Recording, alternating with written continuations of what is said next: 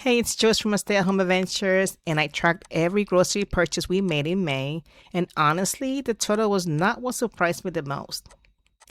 What stood out to me was seeing the same items that continued to show up again and again, noticing what went up and what went down, and realizing how much real life shows up in our budget.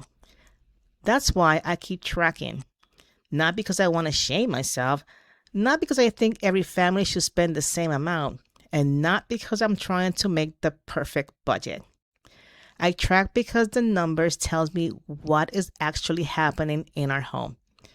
So let's talk about May.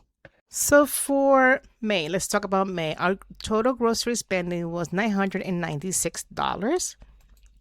And let's look at our spending log. As you can see, it was I didn't know. It was okay, I guess. The total was $996.41 for May. That included groceries, personal care, and household items. And the breakdown was, as you can see on the screen, was $874.37 for groceries, $73.23 for personal care, and $48.81 for household. May was also lower than April, and as you can see, April was the highest month so far this year. But I do not want to look and say that May was easy, because that's not tell like the whole story. May is still the busiest month for us. We have birthdays, graduations, family gatherings, and regular family happenings.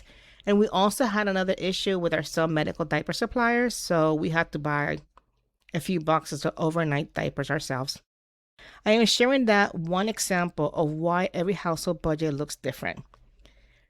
We are a special need family, and I say this because our budget should reflect our family, and your budget should reflect your family too. No two homes are going to look exactly the same. Your grocery budget is going to reflect your routine, your needs, your family size, your schedule, your health needs, your transportation, and the season of life you're in. That is why I always say this is a no shame, no judgment kind of tracking. I am not sharing my numbers so anyone can copy them exactly, and I am not sharing my numbers so you can tell me that you feed your family of 10 for only $20 a month. I am sharing them because tracking is how you start seeing what is really going on with your money. And before some of you call me out, I also want to mention for transparency that our cow order came in on May 19. Bulk meat purchases are not the same as a regular week grocery trip, but they do affect how I plan meals and how I look at grocery spending over time. And I am planning on purchasing half a pig in a couple of months, so I want to be honest about how bulk purchases fit in our real life food planning. And this was shared in my email a couple of weeks ago. Now, let's look at the spreadsheet. This is where tracking becomes really helpful, because I have been sharing this monthly grocery updates, and some of these items are continuing to repeat. There are no surprises anymore, in my opinion. I mean, unless things change. If you have been following along, you already know peanut butter shows up in our household list all the time. We're peanut butter lovers here. Milk, bananas, tortilla chips, and iced tea, which is a local tea. Those are items that show up again and again. But seeing them in the spreadsheet helps me think differently. If I already know these are the items we buy every month, then watching them for sales, stocking up when it makes sense, and comparing prices at the store I already shop could help me over time. And I think this is an important lesson. Tracking is not about looking back at what you spent. It is about learning what to do next. I also noticed some price changes from January through May, and some repeat items went up. Milk went up, iced tea went up, and peanut butter went up a little. And when you look at one item by itself, increase might not seem like a lot. But if you buy the items over and over, those little increases start to matter. At the same time, not everything went up. Some prices were lower in May too. I noticed lower prices on things like coffee creamer, blueberries, tortilla chips, bananas, and Colby Jack cheese. Excuse me, and Colby Jack cheese. Seasonal items like blueberry were items that went down in May. That is another reason tracking helps again. It lets me see when something may be in better price because of season, a sale, or where I bought it. The total is helpful, but the details tell me more. So far, for January through May, our yearly to date total is $5,363.45. Our monthly average so far is $1,072.69. May came in below the average, and now that summer is here, I already expect groceries to go up again. The kids are home, snacks disappear faster, drink go quicker, convenience food become more tempting when days are busy. All right, and I am not saying that as an excuse. I am saying it because it's real life. Part of budgeting is being honest about the season you're in. Summer grocery spending usually looks different from school year's grocery spending, and I would rather plan for that than act surprised later. Now that we have established that, I also wanted to include in this video the biweekly saving update, and I really want to talk about it because this is another part of why I share real numbers.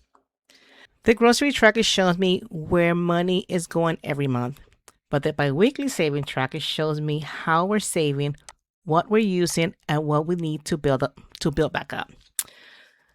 I started sharing my biweekly saving challenge because I wanted to help people who have not started saving yet or just need motivation to keep going. I wanted people to know that you can start saving no matter what your income. It doesn't have to be a huge amount. It's just there to build habits. It's about seeing progress. And it's about having money set aside when real life happens. This time, we used our family sinking fund. We took $1,500 from the family sinking fund to help pay for the carpet. The final total for the carpet was $3,250, and that covered the bedrooms, closet, hallways, and stairs. This is something that we have budgeted, but I kind of kept chickened out. I just didn't want to do it. And I want to be honest with you guys for a second here. Part of it was just fear. Last year, my husband and I dealt with health issues, and as of now, I'm not 100%. But even though we had planned for this, I kept thinking, what if something happens? What if we need the money? And how can I justify paying this much? But I also have to remind myself that this is exactly why I save. I am a good saver. I love to save money. But sometimes I have to remind myself that saving does not mean never using it. A sinking fund is not here just to look good on a spreadsheet. It is there so that when something planned comes along, the money's there. I don't have to finance it.